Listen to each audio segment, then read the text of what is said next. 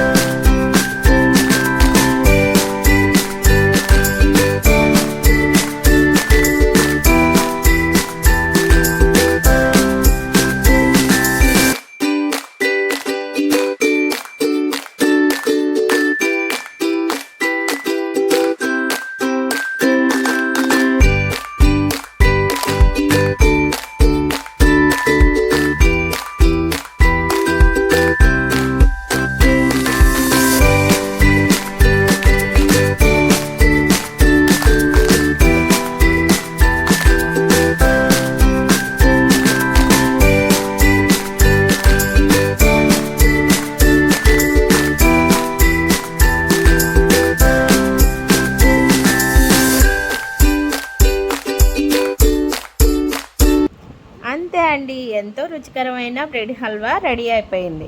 మీకు కూడా బ్రెడ్ హల్వా అంటే ఇష్టమా? అయితే తప్పకుండా తెలంగాణ సునీతక్క ఛానల్ని సబ్స్క్రైబ్ చేయండి, లైక్ చేయండి, షేర్ చేయండి, కామెంట్ చేయండి. తప్పకుండా సబ్స్క్రైబ్ చేయండి. బ్రెడ్ హల్వా అయితే తయారు చేసాం కదా, చూడండి.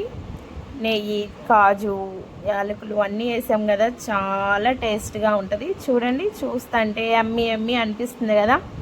మీకు కూడా బ్రెడ్ హల్వా అంటే ఇష్టమేనా? మాకైతే చాలా ఇష్టం అండి. చాలా టేస్ట్, చాలా బాగుంది. మీకు కూడా ఇష్టమైతే తప్పకుండా లైక్ చేయడం మర్చిపోవద్దు.